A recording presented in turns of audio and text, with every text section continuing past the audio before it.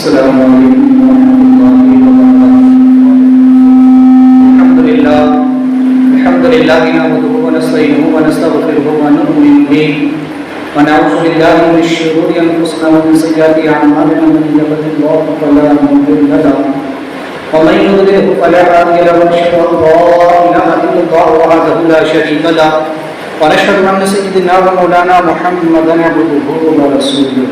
فقد قال الله تبارك وتعالى في القرآن المجيد والفرقان الحميد: أعوذ بالله من الشيطان الرجيم، بسم الله الرحمن الرحيم، وأنطلق حتى إذا أتي أهل قرية صدق الله العظيم وبلغنا رسوله النبي الأمين المكين الكريم لمن الشاهدين والشاكرين والحمد لله رب العالمين۔ آئیے آغاز گفتگو سے قبل ہم اور آپ مل کر انتہائی خلوص و محبت کے ساتھ محمد خضرا کی جانب لگا کر حضور نبی کریم رؤوف الرحیم خاتم النبیین رحمت عالم مجسم سرکار محمد مصطفیٰ صلی اللہ تعالی علیہ وسلم کی بارگاہ بے قسمہ نام میں درود و سلام کر ترانہ پیش تو پڑے اللہم صلی اللہ سیدنا و مولانا محمد معاذ الجود والکرم وآلہ وصحابہ وبارک وسلم۔ ایک مرتبہ پڑھی اللہم صلی اللہ سیدنا و محمد صلاۃ تنجینا بہا من جمیع الاحوال والآفات وتقضي لنا بها جميع الحاجات وتطهرنا بها من جميع السيئات وترفعنا بها عندك الدرجات وتبلغنا بالغايات من جميع الخيرات في الحياة بعد الممات انك على كل شيء قدير۔ رسول برکت کے لیے پڑھے اللہم صلی صلاۃ کاملہ وسلم سلام تعاما علی سیدنا محمد الحمد لله ورحمۃ بالحوائج والحوائج والحوادث ويستسقى الغمام بوجهه الكريم وعلى آله وأصحابه بكل لمحة ونفس بعدد كل معلوم لك يا الله يا الله يا الله۔ حضرت سیدنا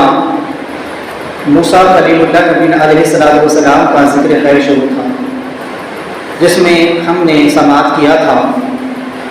کہ جب یہ لوگ آگے بڑھے کشتی سے اترنے کے بعد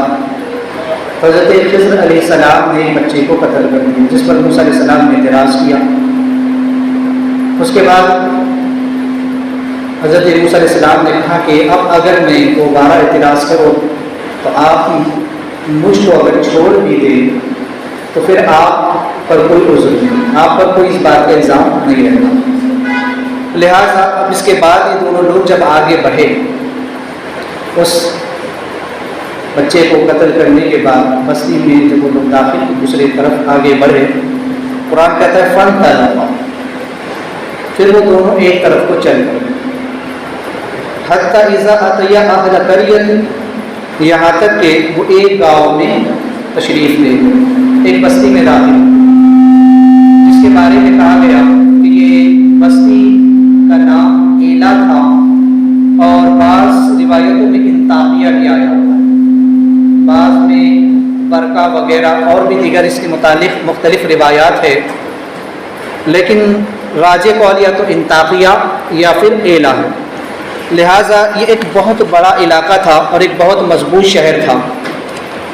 اور جس میں بہترین پانی کے چشمے اور پتھروں کی بڑی عظیم دیواریں اور 5 پہاڑوں کے درمیان ان کا گھیراؤ تھا۔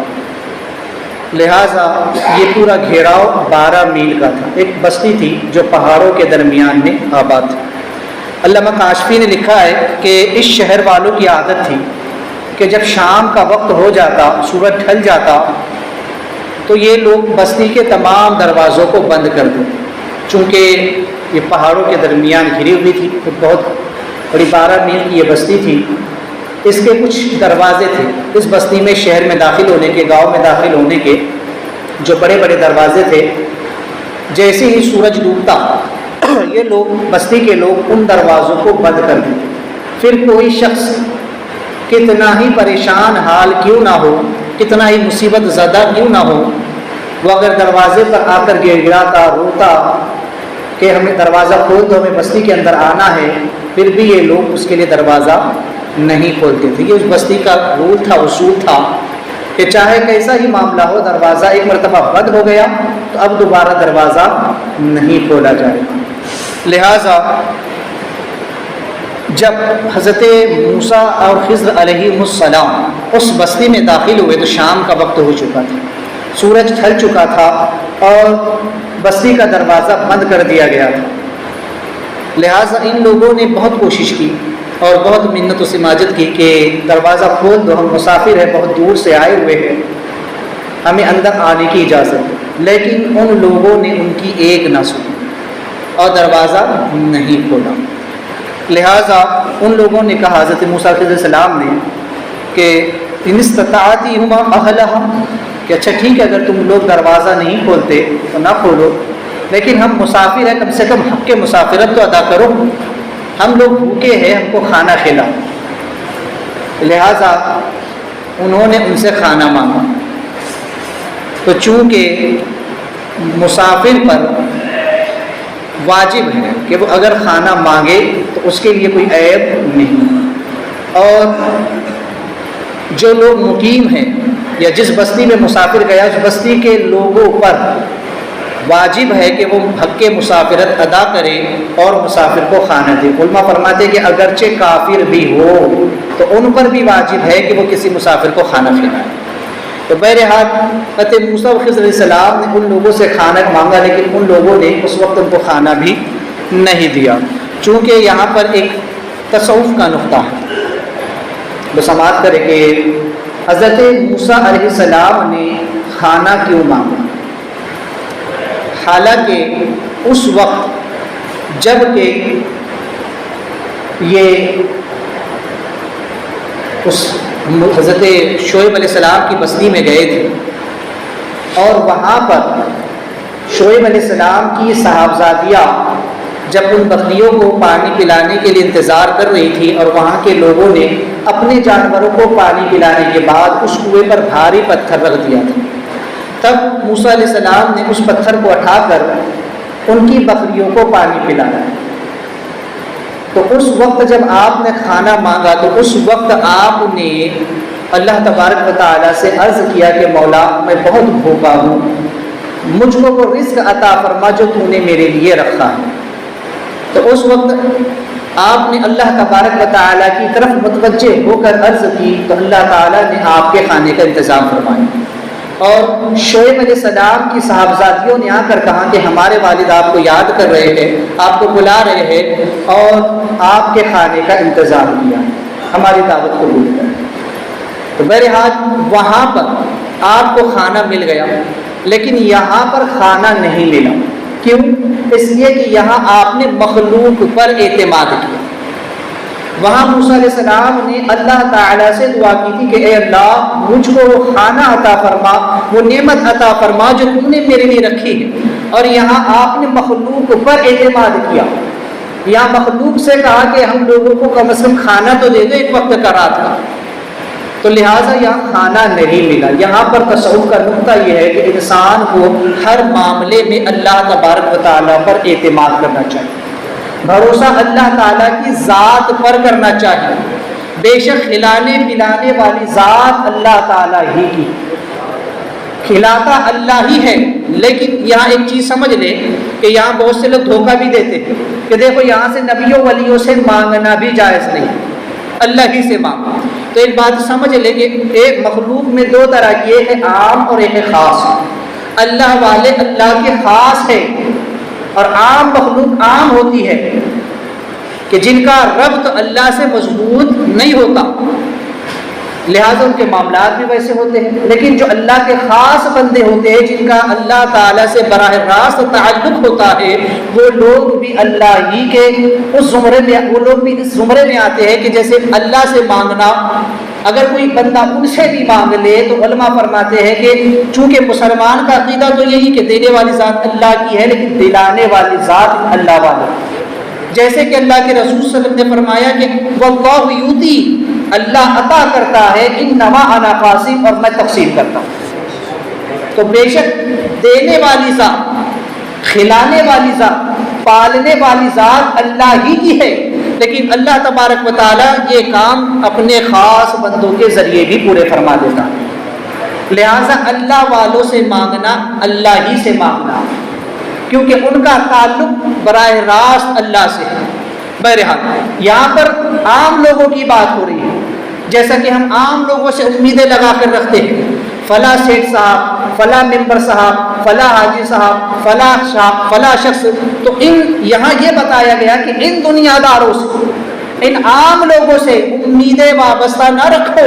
بلکہ یقین کامل اللہ کی ذات پر رکھو، اللہ ہی کی طرف متوجہ رہو۔ ہاں اگر کوئی بندہ کسی خاص ولی اللہ کی بارگاہ میں جا کر یہ کہے کہ آپ اللہ کے خاص ولی ہے، اللہ کے لیے مجھ کو کچھ عطا کرے، تو یہ شرک نہیں، کیونکہ ان کا تعلق براہ راست اللہ سے۔ تو چونکہ یہاں پر تصوف کا ایک عام سبق دیا گیا کہ عام لوگوں سے انسان امیدیں وابستہ نہ رکھے،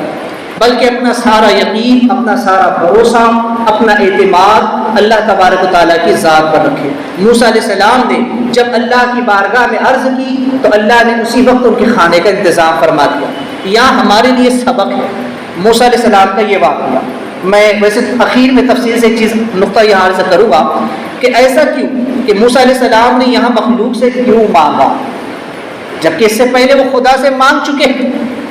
پھر اب مخلوق سے مانگنے کی ضرورت کیوں پڑی؟ یہ ہمارے سبق کے لیے، ہماری تعلیم کے لیے۔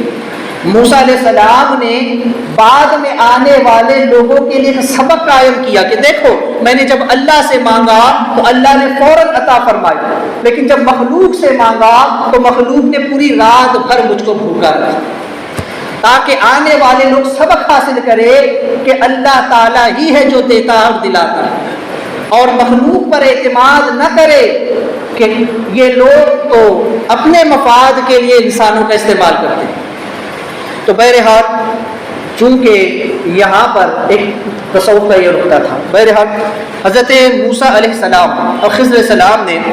جب ان لوگوں سے کہا کہ ہم کو کھانا دو، تو اس کے جواب میں فَأَبَوْا أَن يُطَوِّقُهُمَا، یعنی کہ ان لوگوں نے ان کو کھانا دینے سے انکار کر دیا۔ انہوں نے کہا کہ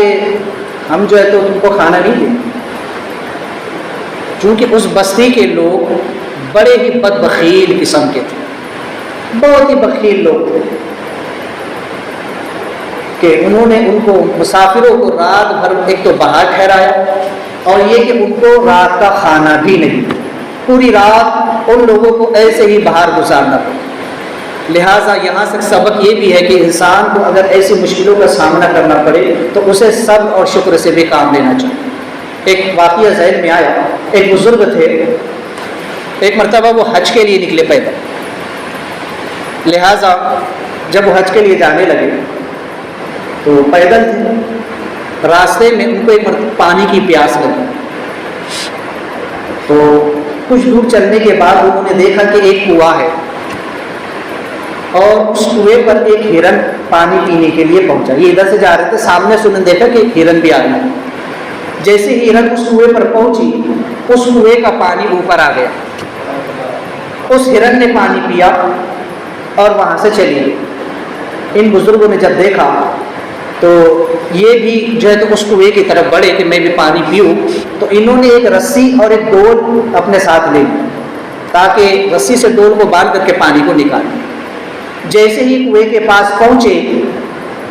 تو اس کنویں کا پانی نیچے چلا گیا۔ اب یہ بزرگ بڑے حیران، انہوں نے اللہ کی بارگاہ میں عرض کی کہ مولا، کہ تیری بارگاہ میں میرا مقام اس ہرن سے بھی کم ہے،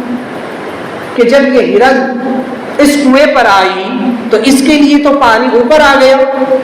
لیکن جب میں یہاں پہنچا تو یہ کنویں کا پانی نیچے چلا گیا۔ تو غیب سے آواز آئی کہ ہرن ہم پر بھروسہ کر کے آئی تھی، اس لیے اس کے لیے پانی اوپر آ گیا، لیکن تم نے بھروسہ اس رسی اور ڈول پر کیا، اس لیے پانی نیچے چلا گیا۔ تو یہ ہے اللہ پر بھروسہ کرنا۔ جب وہ بزرگ حضرت جنید بغدادی کی بارگاہ میں پہنچے، حضرت جنید بغدادی نے ان کو دیکھتے ہی پورا واقعہ بیان کر دیا۔ اب ان بزرگوں نے کچھ کہا ہی نہیں، لیکن حضرت جنید بغدادی نے وہ سارا واقعہ ان کو سنا دیا جو ان کے ساتھ گزرا تھا، اور کہا کہ اگر تم صبر کرتے تو وہ کنویں کا پانی اتنا نکلتا کہ تمہارے پیروں میں بہہ کر نکل گیا، تمہارے پیروں میں وہ پانی بہتا اگر تم صبر کر لیتے۔ تو یہ ہے صبر کا بھی مقام۔ تو بہرحال ان لوگوں نے وہ رات باہر ہی گزار دی. وہاں کے لوگ اس قدر بخیل تھے کہ انہوں نے ان مسافروں کو رات کا کھانا بھی نہیں دیا. لہذا مسافر کو کھانا سب سے بڑی چیز ہے کھانا کھلانا. آقا علیہ السلام فرماتے ہیں کہ سب سے بڑا اہم کام ہے اسلام کا ایک اہم یعنی جس کو آقا علیہ السلام نے عمل کے زمرے میں گنایا وہ یہ کہ سب سے اچھا اسلام یہ ہے کہ بھوکے کو کھانا کھلانا. سرکار غوث پاک رضی اللہ تعالیٰ عنہ فرماتے ہیں کہ میرا نام اعمال دنیا ہی میں میرے ہاتھ میں دیا گیا تو جتنا ثواب میں نے کھانا کھلانے کے عمل میں پایا اتنا کسی اور عمل میں نہیں پایا. لہٰذا کسی کو کھانا کھلانا، کسی بھوکے کو کھلانا، کسی مسافر کو کھلانا، کسی یتیم مسکین بے سہارا کو کھلانا یہ ایک بہت بڑا عمل ہے. تو بہرحال وہ لوگ بڑے بدبخیل تھے کہ انہوں نے ان مسافروں کو رات کا کھانا بھی نہیں دیا. لہذا یہاں پر صاحب تفسیر البیان نے ایک بڑی عجیب روایت نقل. وہ لکھتے ہیں کہ جب یہ آیت کریمہ نازل ہوئی تو اس بستی ایلا کے چند لوگ آقا کریم صلی اللہ تعالی علیہ وسلم کی بارگاہ میں حاضر آئے اور بہت سارا سونا لے کر کے آئے اور حضور کی بارگاہ میں انہوں نے سونا پیش کر کے کہا کہ آپ جو ہے یہ جو آیت کریمہ ہے فَأَبَوْا أَن يُطَوِّفُوهُمَا تو آپ اس میں با کی جگہ جو ہے تو آپ تا کر دیجیے، یعنی نیچے جو ایک نقطہ ہے اس کو بس اوپر دو نقطے کر دیجیے، یعنی با کو تا سے بدل دیجیے تاکہ وہ فَأَتُو ہو جائے، فَأَبُو کی جگہ فَأَبَوْا کی جگہ فَأَتَوْا ہو جائے. اب ظاہر سی بات ہے کہ جب لفظ حرف بدلے گا تو اس کا معنی بھی بدلے گا. چونکہ یہاں معنی یہ بن رہا تھا کہ ان لوگوں نے ان مسافروں کو رات کا کھانا نہیں دیا، یعنی تو بڑے بخیل تھے. تو ان پر چونکہ بخل کا جو ہے تو یہ سیاہ دبا لگ چکا تھا اس بستی والوں کو کہ اس بستی کے لوگ اتنے بدبخیل تھے کہ انہوں نے مسافروں کو کھانا بھی نہیں کھلایا. لہٰذا اس آیت کریمہ کے نزول کے بعد اس بستی کے لوگ حضور کی بارگاہ میں آ کر کہنے لگے کہ یہ سونا لے لیجئے، ہم یہ بہت زیادہ سونا لے کر کے آئے ہیں، بس آپ اتنا کیجئے کہ اس با کو تا سے بدل دیجئے تاکہ یہ جو بخیلی کا دبا ہماری ذات پر لگا ہوا ہے، ہماری بستی پر لگا ہوا ہے، یہ ہٹ جائے. تو اللہ کے رسول صلی اللہ علیہ وسلم نے فرمایا میں اعوذ باللہ، اللہ کی پناہ اس بات سے کہ میں اس آیت میں تبدیلی کروں. اس سے تو اللہ تبارک و تعالیٰ کی ذات پر شبہ آئے گا، اللہ کی ذات پر جھوٹ کا الزام آ جائے گا، اور نبی کا یہ ہرگز کام نہیں کہ اللہ پر بہتان باندھے. اس لیے اللہ کے رسول صلی اللہ علیہ وسلم نے اس بات کو انکار کر دیا کہ میں تم سے یہ سودا نہیں کرتا. حضور کی بارگاہ میں اس آیت کا سودا کرنے آئے تھے کہ صرف با کو تا سے بدل دیجیے. اب دیکھیے جو لوگ قرآن پڑھتے ہیں نا وہ یہاں اس سلسلے کو سمجھیں. جو لوگ بہت جلدی جلدی قرآن پڑھتے ہیں اور یہ کہ بغیر سمجھے قرآن کو پڑھتے ہیں، بس دھڑا دھڑ قرآن کو پڑھ رہے ہیں. حرف ایک اگر بدلتا ہے تو کس قدر معنی بھی اس کا بدل جاتا ہے. یہاں صرف وہ با اور تا سے بدلنے کی بات تھی، اگر لفظ با کو ہٹا کر تا لگا دیا جاتا تو اس کا مفہوم ہی بدل جاتا. اس بستی پر جو بات کہی گئی تھی اس کے تعلق سے کہ یہ لوگ بخیل ہیں وہ مسئلہ پر سے ہٹ جاتا. لیکن ایسا کرنے سے اللہ تعالیٰ کی ذات پر جھوٹا ہونے کا الزام آ جاتا. اللہ کے رسول صلی اللہ علیہ وسلم نے اس بات سے منع فرما دیا، انکار فرما دیا کہ یہ تو ہرگز نہیں ہوگا کہ قرآن میں تبدیلی کی جائے، اس کی آیت کو بدلا جائے، ایک حرف بھی اس کا زیر زبر بھی نہیں بدلا جا سکتا. اب جو لوگ قرآن کو بس پڑھے جا رہے ہیں لیکن یہ نہیں سمجھتے کہ ہم کہاں صحیح کہاں غلط پڑھ رہے ہیں، معنی اگر بدلے گا، اگر آپ نے زیر زبر پیش میں غلطی کر دی، با کو تا یا کہیں پر بعض مقامات ایسے ہیں علماء فرماتے ہیں کہ جہاں پر اگر ایک حرف بلکہ زیر کا زبر بھی ہو گیا تو وہاں پر کفر لازم آ جاتا ہے. جیسے کہ قرآن پاک میں ایک مثال آپ کو دے دیتا ہوں، انما یخشی اللہ من عبادہ العلماء، یہ قرآن پاک کی آیت ہے جس میں انما یخشی اللہ، یہاں پر اللہ کی ہاپ جو ہے اس پر زبر ہے، انما یخشی اللہ من عبادہ العلماء، ہے نا. اب اگر کوئی یہاں پر ہا کی جگہ پیش پر دے،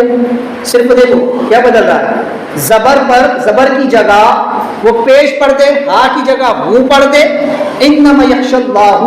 من عبادہ العلماء معاذ اللہ، تو اس کا معنی ہو جائے گا کہ اللہ تعالیٰ اپنے بندوں میں سے ان لوگوں سے ڈرتا ہے جو علم والے ہیں معاذ اللہ۔ جبکہ اس آیت کا ترجمہ یہ ہے کہ بے شک اللہ سے اس کے بندوں میں وہی لوگ ڈرتے ہیں جو علم والے ہیں۔ یہاں ڈر کی نسبت بندوں کی طرف ہے کہ وہ بندے اللہ سے ڈرتے ہیں جو علم والے ہیں،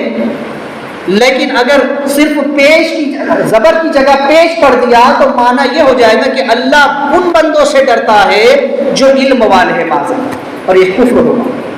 تو اس طرح صرف زیر زبر کے بدل جانے سے معنی میں کتنا فرق آتا ہے۔ کفر بھی لازم آتا ہے، اگر نماز میں ایک معاملہ ہو گیا تو نماز باطل ہو جائے گی، اگر کفری معنی بن گیا تو نماز باطل ہو جائے گی، فاسق ہو جائے گی۔ تو بہرحال مسائل اپنی جگہ۔ تو قرآن کو جب پڑھے تو اسی لیے کہا گیا کہ قرآن کو ترتیل کے ساتھ پڑھے، آہستگی کے ساتھ، آرام سے پڑھے، ٹھہر کر کے پڑھے، صحیح تلفظ کے ساتھ اس کو پڑھے تاکہ اس کے معنی نہ بدلنے پائے۔ تو بہرحال یہاں پر آقا کریم صلی اللہ تعالی وسلم نے ان لوگوں کے اس سودے کو انکار کر دیا۔ فوجد فیہا، جب صبح ہوئی اور بستی کا دروازہ کھلا، ان لوگوں نے دروازے کھولے اب صبح کو، تو یہ لوگ بستی میں داخل ہوئے۔ موسیٰ علیہ السلام اور خضر علیہ السلام دروازہ کھلنے کے بعد اس بستی میں داخل ہوئے، چونکہ رات بھر تو بھوکے تھے۔ اب جیسے ہی بستی میں داخل ہوئے تو کسی نے پوچھا بھی نہیں۔ بہرحال یہ اپنے ایک طرف کو چلے تو انہوں نے دیکھا جدار کہ ایک دیوار ہے جو گرنے کے قریب ہے، ایک دیوار جو بالکل جھکی ہوئی ہے کہ وہ گر جائے گی، یرید ان ینقض، لہٰذا وہ اس قدر جھکی ہوئی ہے کہ بس وہ گرنا ہی چاہتی ہے، بالکل گرنے کے وہ قریب میں آ گئی ہے۔ فاقامہ، تو حضرت خضر علیہ السلام نے اس کو سیدھا کر دیا۔ اب اس کو سیدھا کس طریقے سے کیا، اس کے بارے میں 3 روایت۔ ایک روایت میں یہ ہے کہ آپ نے جتنی دیوار جھکی ہوئی تھی اتنی دیوار کو توڑ کر کے اس کو دوبارہ آپ نے سیدھا کر دیا، اور بعض روایتوں میں یوں ہے کہ آپ نے اس دیوار کو مکمل جو ہے تو توڑا، صرف اس کی بنیادوں کو آپ نے نہیں اکھیڑا، صرف بنیادوں کو چھوڑ دیا، اور پھر اس کو اثر نو آپ نے تعمیر کر دیا۔ اور دوسری روایت یہ ہے کہ آپ نے لکڑی کے بانسوں سے اس کو سہارا دے دیا، ٹیکا لگا دیا تاکہ وہ دیوار گرنے نہ پائے۔ اور تیسری روایت یہ ہے کہ آپ نے اپنے معجزے سے، اپنے ہاتھ سے بس ہاتھ پھیرا اور وہ دیوار سیدھی۔ لیکن یہ تیسری روایت مناسب نہیں، اس لیے کہ آگے جو سبق آ رہا ہے، آگے جو بات آ رہی ہے، جو مضمون آ رہا ہے کہ حضرت موسیٰ علیہ السلام نے اس پر اجرت طلب کی، تو چونکہ معجزے پر اجرت مانگنا یہ حرام، نبی اگر معجزہ دکھائے اور اس پر کوئی اجرت مانگے تو یہ حرام۔ ایسے ہی کوئی ولی اگر اپنی کرامت دکھا کر کے اس پر کوئی اجرت مانگے تو یہ بھی جائز نہیں، اور یہ اللہ والوں کا کام ہے بھی نہیں۔ لہٰذا اس کا مطلب یہی ہے کہ وہ دیوار جو ہے تو اس کو حضرت خضر علیہ السلام نے یا تو جتنی جھکی ہوئی تھی اتنی شے توڑ دیا، یا مکمل اس کو توڑا، صرف بنیادوں کو نہیں اکھیڑا۔ لیکن جب آپ دیوار کو تعمیر کر رہے تھے تو اس وقت آپ دیوار پر اینٹ اور گارا رکھتے جاتے، اور اس وقت مٹی کو پانی سے کلا کر کے حضرت موسیٰ علیہ السلام اور حضرت یوشع علیہ السلام آپ کو دیا کرتے۔ لیکن اصل چونکہ تعمیر کرنے والا معمار ہی ہوتا ہے، اس لیے یہاں پر ذکر خضر علیہ السلام ہی کا، یا پھر بعض علماء نے فرمایا کہ آپ نے لکڑی کے بانسیں لگا کر کے اس دیوار کو سہارا اور ٹیکا لگا دیا تاکہ وہ دیوار گرنے نہ پائے، اور یہ کام اکیلے خضر علیہ السلام نے کیا، اس میں موسیٰ علیہ السلام اور یوشع علیہ السلام کی خدمت آپ نے نہیں۔ جب آپ نے اس دیوار کو سیدھا کر دیا، اس دیوار کو سہارا دے دیا، تو اس کے بعد قال، حضرت موسیٰ علیہ السلام نے کہا کہ جب ہم لوگ اس بستی میں آئے تو ان لوگوں نے پہلے تو دروازے بند کر دیے اور ہم لوگوں کو بستی میں داخل نہیں ہونے دیا، رات بھر ہم کو بستی کے باہر ٹھہرا رکھا، ہم کو کھانا تک بھی ان لوگوں نے نہیں دیا۔ اب جب کہ بستی کا دروازہ کھلا، ہم لوگ اندر آئے تو ان لوگوں نے ہم کو پوچھا بھی نہیں، ہم لوگوں کو نہ کھانے کے لیے پوچھا نہ پانی کے لیے پوچھا۔ اچھا، بعض علماء فرماتے ہیں کہ وہ لوگ سب کافر ہی تھے، کیونکہ اگر وہ لوگ مسلمان ہوتے، مومن ہوتے، تو اس وقت تمام انسانوں کے لیے موسیٰ علیہ السلام کی شریعت وہی تمام انسانوں کے لیے کافی تھی۔ چونکہ اس وقت روئے زمین پر موسیٰ علیہ السلام مرسل نبی تھے اور آپ شریعت صاحب جدیدہ نبی تھے، لہٰذا اس وقت آپ ہی کی شریعت پوری زمین پر نافذ تھی، اس وقت جتنے بھی انسان تھے۔ لہٰذا اگر اس بستی کے لوگ مسلمان ہوتے تو ضرور وہ حضرت موسیٰ علیہ السلام کو پہچان لیتے، لیکن وہ لوگ کافر تھے، اس لیے موسیٰ علیہ السلام کو نہ پہچانے اور آپ کی تعظیم و توقیر انہوں نے نہیں کی۔ اور رہا سوال حضرت خضر علیہ السلام کا، تو چونکہ خضر علیہ السلام نبی ہے لیکن وہ کسی خاص قوم کی طرف نبی بن کر مبعوث نہ ہوئے، بلکہ باطنی امور ان کی طرف تھے جن کو وہ سر انجام دیا کرتے تھے۔ لہٰذا حضرت موسیٰ علیہ السلام نے حضرت خضر علیہ السلام سے کہا کہ لو شئت لاتخذت علیہ اجرا، کہ آپ نے اس دیوار کی تعمیر پر ان لوگوں سے کوئی اجرت طلب کیوں نہ کریں، ان لوگوں سے آپ نے کوئی پیسہ کیوں نہیں مانگ لیا تاکہ ہم اس سے کوئی کھانا خرید لیتے، ہم لوگ اس پیسے سے کھانا خرید کر کے کھا لیتے۔ لہٰذا آپ نے ان لوگوں کی اگر دیوار کو سیدھا کیا تو بدلے میں اجرت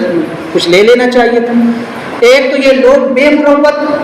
کہ انہوں نے مہمان کی کوئی خاطر تواضع نہیں کی، انہوں نے مسافر کو رات بھر باہر ٹھہرایا اور نہ ہی کھانے کے لیے کچھ دیا نہ ہی کچھ پوچھا۔ ایسے لوگوں کی آپ نے مدد کی، ان کی دیوار کو آپ نے درست کر دیا، اس گرتی ہوئی دیوار کو آپ نے سہارا دے دیا اور بدلے میں کوئی اجرت بھی نہیں مانگی۔ تو لہٰذا حضرت موسیٰ علیہ السلام سے جب یہ اعتراض کیا، تو چونکہ یہ تیسرا اعتراض تھا موسیٰ علیہ السلام، اس کے بعد جو واقعہ ہوا انشاءاللہ تو آگے آئے گا، لیکن یہاں پر چند باتیں سمجھ لیں کہ صاحب تفسیر البیان لکھتے ہیں کہ جس وقت موسیٰ علیہ السلام نے پھر یہ اعتراضات کیے تھے، ایک روایت میں ہے کہ غیب سے ندا آتی تھی ان کے ہر اعتراض کا، اور ایک روایت میں یہ ہے کہ حضرت موسیٰ علیہ السلام نے جب پہلا اعتراض کیا، جب وہ لوگ کشتی میں تھے اور خضر علیہ السلام نے اس کشتی کے تختوں کو اکھیڑ دیا، تو موسیٰ علیہ السلام نے پہلا اعتراض کیا کہ آپ اس کشتی والوں کو ڈبو دینا چاہتے ہیں؟ اس کشتی کے مالک نے ہم پر احسان کیا کہ بلا اجرت اس نے ہم کو اپنی کشتی میں سوار کیا، اور اب آپ نے اس کی کشتی کے تختے اکھیڑ دیے۔ تو اس وقت حضرت خضر علیہ السلام نے ان کو جواب دیا کہ یہ کشتی نہیں ڈوبی، کیا آپ کو یاد نہیں کہ جب آپ دریا میں تھے تو آپ نہیں ڈوبے، تو اب یہ کشتی کیسے ڈوب سکتی؟ حضرت خضر علیہ السلام نے ان کو اشارہ دیا اس واقعے کی طرف جب کہ حضرت موسیٰ علیہ السلام کو ان کی والدہ نے بچپن میں ایک صندوق میں رکھ دیا تھا، اور اس صندوق میں جگہ جگہ سوراخ کر دیے تھے ہوا کے لیے، اور اس صندوق کو پانی میں چھوڑ دیا تھا، چونکہ اس وقت فرعون نے یہ اعلان کر دیا تھا کہ جس کے یہاں بھی لڑکا پیدا ہو اسے قتل کر دیا جائے، اس لیے آپ کی والدہ نے آپ کی حفاظت کے لیے آپ کو ایک صندوق میں بند کر کے اس صندوق میں جگہ جگہ سوراخ کر دیے تھے اور اس صندوق کو پانی میں ڈال دیا تھا۔ تو خضر علیہ السلام نے کہا کہ جب آپ دریا میں تھے، جب آپ وہ صندوق میں تھے، اس میں بھی تو سوراخ تھے، اس میں آپ کی والدہ نے سوراخ کر دیے تھے، اس وقت تو آپ نہیں ڈوبے، اب آپ یہ کیسے کہہ رہے ہیں کہ یہ کشتی ڈوب جائے گی؟ اب یہ کشتی کیسے ڈوب سکتی ہے؟ تو یہ ایک پہلا۔ دوسرا یہ کہ جس وقت آپ نے دوسرا اعتراض کیا، حضرت خضر علیہ السلام نے جب اس بچے کو قتل کر دیا تو موسیٰ علیہ السلام نے وہاں پھر اعتراض کیا کہ تم نے ایک بے گناہ لڑکے کو قتل کیا، ایک بے گناہ بچے کو آپ نے قتل کر دیا، بلا وجہ آپ نے اس کو قتل کر دیا۔ تو حضرت خضر علیہ السلام نے کہا کہ اس واقعے کو یاد کیجیے جب آپ نے ایک قبطی کو قتل کیا تھا، اس کا بھی تو کوئی جرم نہیں تھا، وہ بھی تو بے گناہ تھا، پھر آپ نے ایک ہی گھوسے میں اس کا کام تمام کر دیا، آپ نے گھوسا اس کو ایسا مارا کہ وہ کب کی اسی وقت ڈھیر ہو گیا، جبکہ اس کا بھی کوئی جرم نہ تھا، اس کا بھی کوئی قصور نہ تھا۔ پھر یہ جو تیسرا اعتراض موسیٰ علیہ السلام نے کیا یہاں پر کہ جب آپ نے دیوار کو سیدھا کر دیا تو موسیٰ علیہ السلام نے کہا کہ آپ کم سے کم مجھ سے اجرت تو مانگ لیتے اس کام کی۔ تب حضرت خضر علیہ السلام نے ان کو تیسری بات یاد دلائی اور کہا کہ جس وقت آپ نے مدین کے اندر شعیب علیہ السلام کی صاحبزادیوں کو پانی، ان کی بکریوں کو پانی پلانے کے لیے کنویں سے پتھر اٹھایا اور ان کی بکریوں کو پانی پلایا اور انہیں واپس چھوڑ دیا، بھیج دیا، تب آپ نے ان سے اجرت نہیں مانگی تھی؟ تب آپ نے کتنی اجرت مانگی تھی؟ کہ آپ نے ان سے اجرت لی تھی بدلے میں کہ میں کئی دنوں کا بھوکا ہوں اور میں نے تمہاری بکریوں کو پانی پلایا، اس کے بدلے میں مجھے کچھ دے دو؟ تو موسیٰ علیہ السلام کو خضر علیہ السلام نے ان کی وہ تینوں واقعے یاد دلائے۔ لہٰذا یہ راز و رموز کی باتیں صاحب تفسیر البیان فرماتے ہیں۔ تو چونکہ ایک چیز یہاں یہ ہے کہ انسان اگر کسی کی طرف انگلی اٹھائے نا تو وہ دیکھے کہ 3 انگلی اپنی طرف بھی آتی ہے۔ کسی کی طرف اعتراض کرنے سے پہلے وہ یہ بھی دیکھ لے کہ ہمارا اپنا دامن بھی کتنا پاک ہے،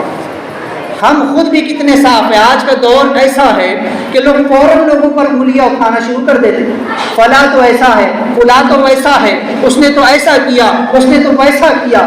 لیکن ہم یہ کیوں بھول جاتے ہیں کہ ہماری پیٹھ پر کتنے تل ہیں، ہم نے کیا گل کھلائے ہیں۔ انسان اپنے آپ کو بھی تو جھانک کر کے دیکھے۔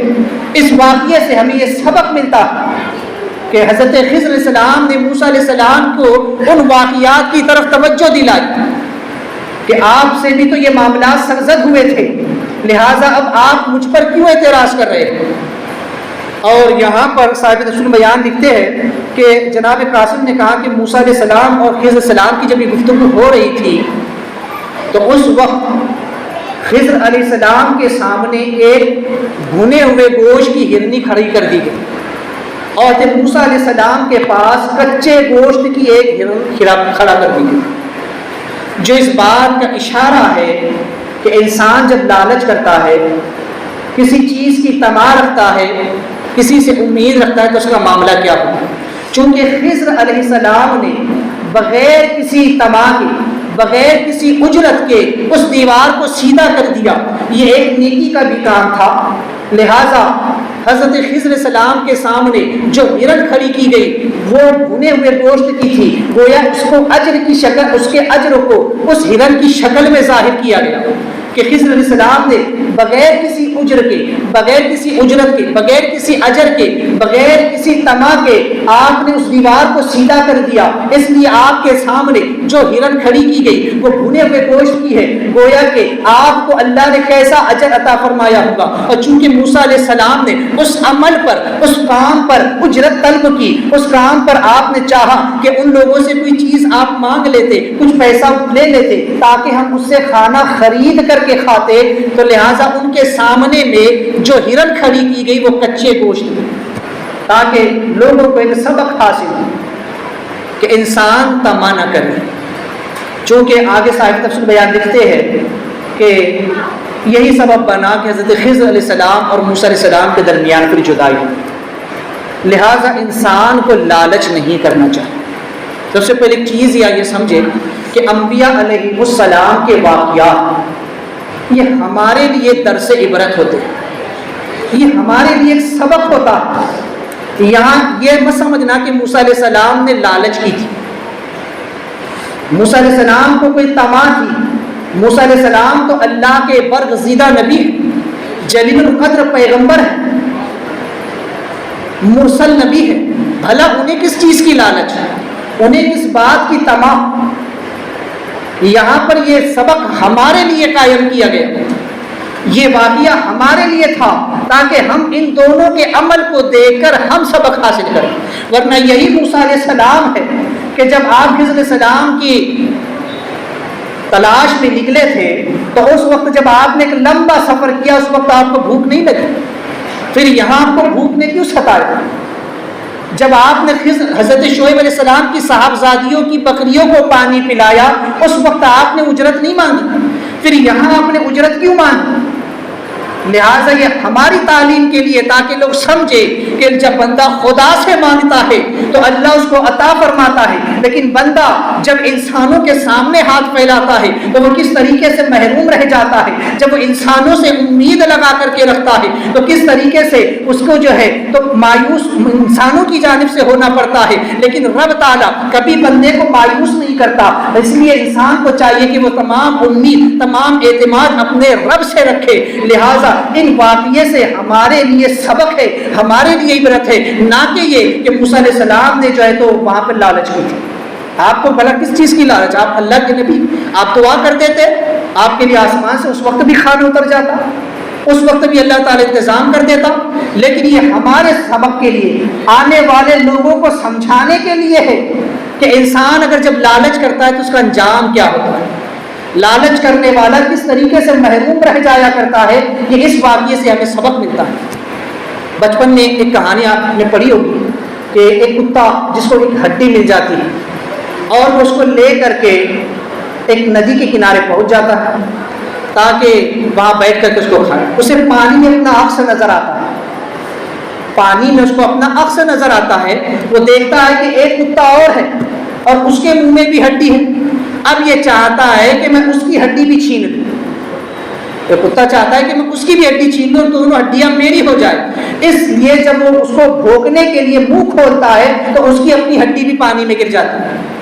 اور وہ جو ہڈی اس کے پاس تھی وہ بھی چلی جاتی ہے، اس سے بھی وہ محروم ہو جاتا ہے۔ یہاں سے ایک سبق انسان کو یہ ملتا ہے کہ مومن مومن کا آئینہ، ایک مسلمان دوسرے مسلمان کا عکس ہے، مومن آپس میں بھائی بھائی ہے، ایک دوسرے کا دل آپس میں آئینے کی طرح ہے۔ اب اگر ایک مسلمان یہ دیکھے کہ اللہ نے دوسرے مسلمان کو نعمت عطا فرمائی ہے، اس کو دولت عطا فرمائی ہے، اس کو عزت عطا فرمائی ہے، اس کو شہرت عطا فرمائی ہے، اس پر اللہ نے کوئی کرم فرمایا ہے، تو اس سے جلن نہ کرے، اس سے حسد نہ کرے، اس کی دولت کو چھیننے کی کوشش نہ کرے۔ اگر اس کو چھیننے جائے گا تو جو دولت تیرے اپنے پاس ہے وہ بھی چلی جائے گی۔ جیسے اس کتے نے پانی میں اپنا عکس دیکھا اور اپنی ہڈی گوا بیٹھا، اسی طریقے سے اگر ایک مسلمان دوسرے مسلمان سے جلن کرے، حسد کرے اور اس کی نعمت کو چھیننے کی کوشش کرے تو جو نعمت اس کے اپنے پاس ہے وہ نعمت بھی چلی جائے۔ یہ سبق ہے، تو ان چھوٹی چھوٹی چیزوں سے عبرت حاصل کرے، سبق حاصل کرے، بلکہ اللہ کا شکر ادا کرے کہ مولا تیرا شکر ہے کہ تو نے مجھ کو جتنا عطا فرمایا یہ تیرا فضل ہے، تیرا کرم ہے۔ کیونکہ رب کا فرمان ہے کہ جب بندہ شکر کرتا ہے تو اللہ اور عطا فرماتا ہے، اور جب بندہ ناشکری کرتا ہے تو پھر اللہ تعالیٰ اس کی نعمتوں کو کم فرما دیتا ہے۔ تو بہرحال یہاں سے ایک سبق یہ انسان کو کہ انسان لالچ نہ کرے، حرص نہ کرے، طمع نہ رکھے، امیدیں دنیا داروں سے وابستہ نہ رکھے۔ کیونکہ اس واقعے میں ایک سبق یہ بھی ہے تصوف کا کہ جس طریقے سے وہ دیوار جھکی ہوئی تھی، وہ گرنے کے بالکل قریب تھی، لیکن خضر علیہ السلام نے اس دیوار کو سہارا دے دیا، اس دیوار کو ٹیک لگا دیا تاکہ وہ دیوار نہ گرے۔ یہاں پر تصوف کا ایک سبق یہ ہے کہ انسان کی زندگی ایک دیوار کی طرح ہے، انسان کی زندگی ایک دیوار کی طرح ہے جو موت کی طرف جھکی ہوئی آزمائش اور ابتلا کی وجہ سے۔ ہر انسان کی زندگی میں پریشانیاں آتی ہیں، مصیبتیں آتی ہیں، برے حالات بھی آتے ہیں، لیکن انسان کو اس سے نا امید نہیں ہونا چاہیے، انسان کو ہمت نہیں ہارنا چاہیے۔ یہاں پر سبق یہ ہے کہ جس طرح سے وہ دیوار جھکی ہوئی تھی اور خضر علیہ السلام نے اس کو سہارا دے دیا، اسی طرح انسان کی زندگی پریشانیوں، مصیبتوں، ابتلا اور آزمائش کی سبب سے جھکی ہوئی ہے، اور پیر کامل اس کو امید کے سہارے سے سیدھا کر دیتا ہے۔ ایک پیر کامل اس مرید کو سہارا دیتا ہے، امید دلاتا ہے کہ اللہ کی ذات پر یقین رکھ، اگر پیر سچا ہو، پیر کامل ہو تو وہ امید دلاتا ہے، میری مرید کی صحیح طور پر دستگیری کرتا ہے کہ غمگین نہ ہو، پریشان نہ ہو، یہ وقت ٹل جائے گا، آنے والی مصیبت گزر جائے گی، اللہ کی ذات پر امید رکھ، اللہ تبارک و تعالیٰ اس پریشانی کو حل فرما دے گا۔ ایک پیر اپنے مرید کی اس امید کے سہارے سے، اس امید کے باسے سے اس کی اس گرتی ہوئی دیوار کو سہارا دے دیتا ہے۔ تو لہٰذا ایک سچے پیر کی تلاش کرے، سچے پیر کے ہاتھ پر ہاتھ دے کر بیٹھ ہو، کیونکہ زندگی میں آنے والی پریشانیوں کو یہ اس طریقے سے بھی دور کرتے ہیں، انسان کو اللہ کی ذات کی طرف متوجہ کرتے ہیں کہ یہ آنے والی پریشانی بھی ایک دن ضرور ٹل جائے گی، ختم ہو جائے گی۔ لہٰذا انسان کی زندگی ایک گرتی ہوئی دیوار ہی کی طرح ہے، لہٰذا انسان کو چاہیے کہ امیدیں اپنے رب سے وابستہ رکھے۔ بہرحال اللہ تبارک و تعالی ہم تمام کو کہنے سے زیادہ عمل کی توفیق عطا فرمائے۔ حضرات، چونکہ اس سے قبل نماز کے مسائل کا جو سلسلہ شروع تھا، اس ضمن میں ہم نے چند مسائل سماعت کیے تھے۔ آج بھی نماز کے واجبات سے متعلق 3 مسئلے سماعت کیے۔ واجبات نماز یہ کیا ہے؟ یعنی کہ جن کا نماز کی صحت کے لیے ہونا ضروری ہے۔ اگر ان واجبات میں سے کوئی ایک واجب بھی بھولے سے نماز میں چھوٹ جائے تو سجدہ سہو واجب ہوتا ہے۔ اگر سجدہ سہو کر لیا تو نماز ہو گئی، اور اگر سجدہ سہو نہیں کیا تو پھر نماز کو دہرانا واجب ہوتا ہے۔ اور اگر اس واجب کو کسی نے جان بوجھ کر چھوڑا، قصدن چھوڑ دیا جانتے ہوئے بھی، تو پھر اب سجدہ سہو سے اس کی تلافی نہیں ہو سکتی، بلکہ اس کو اثر نو نماز کا پڑھنا لازم ہے۔ اب وہ واجبات کیا ہے؟ تو لگ بھگ یہ 36 واجبات۔ آج انشاءاللہ اس میں سے 3 واجبات کو ہم سماعت کریں۔ سب سے پہلا واجب، تکبیر تحریمہ میں لفظ اللہ اکبر کہنا واجب۔ ہم جب نماز شروع کرتے ہیں اور جو تکبیر کہتے ہیں اللہ اکبر، تو یہ جو پہلی تکبیر ہے اس کا کہنا واجب ہے۔ اگر یہ کسی نے ترک کر دیا، بس صرف بعض لوگ ہوتے صرف بس ہاتھ اٹھا کر کے باندھ لیتے، زبان سے اللہ اکبر ادا بھی نہیں کرتے۔ یاد رکھیے، نماز میں جتنی باتوں کا بھی پڑھنا ہے، جہاں پر پڑھنے کے لیے کہا گیا یا قرأت آتی ہے تو وہاں اتنی آواز کا ہونا شرط ہے کہ آپ کے اپنے کان خود سنیں۔ اگر کسی نے صرف بس خالی پیلی ہاتھ اٹھا کر کے باندھ لیا، اللہ اکبر نہیں کہا، تو اس کی نماز نہیں، کیونکہ اللہ اکبر کا کہنا واجب ہے۔ دوسرا، سورہ فاتحہ کا پورا پڑھنا، مکمل پڑھنا واجب، اس طرح سے کہ اس کا ہر حرف، ہر لفظ واجب۔ اگر سورہ فاتحہ میں سے ایک لفظ بھی چھوٹ گیا، ایک حرف بھی رہ گیا، تو ترک واجب۔ تیسرا، سورہ فاتحہ کے ساتھ کوئی سورت ملانا، یا تو ایک بڑی آیت یا پھر 3 چھوٹی آیتیں ملانا، یہ واجب۔ اگر کسی نے سورہ فاتحہ پڑھ کر رکوع کر دیا تو اب اس کا مسئلہ ویسے تو الگ ہے کہ اگر اس کو رکوع میں یاد آئے تو حکم یہ ہے کہ لوٹ کر کے آئے اور پھر سورت ملائے، پھر دوبارہ رکوع کرے اور اخیر میں سجدہ سو کر کے نماز کو مکمل کرے۔ لیکن اگر سجدہ کر لیا اور اب اس کو یاد آیا کہ میں صرف سورہ فاتحہ ہی پڑھا، کسی سے بھول یہ ہو گئی کہ وہ سمجھا کہ میں تیسری رکعت ہے یا چوتھی رکعت، جبکہ پہلی یا دوسری رکعت تھی، اس کو تیسری یا چوتھی سمجھ کر صرف سورہ فاتحہ پڑھ کر اس نے رکوع و سجدہ کر لیا۔ اگر سجدہ کر لیا تو اب دوبارہ لوٹنے کی ضرورت نہیں ہے۔ اب اس کا پھر ایک الگ حکم کہ یا تو تیسری میں قرأت کر اور پھر سجدہ سو کر، یا تو پھر یہ ہے کہ اگر پوری نماز اس کی ہو گئی اور اب اس کو اخیر میں یاد آ رہا ہے قاعدہ اخیرہ میں، تو اب حکم یہ ہے کہ سجدہ سو کر کے نماز کو مکمل کریں۔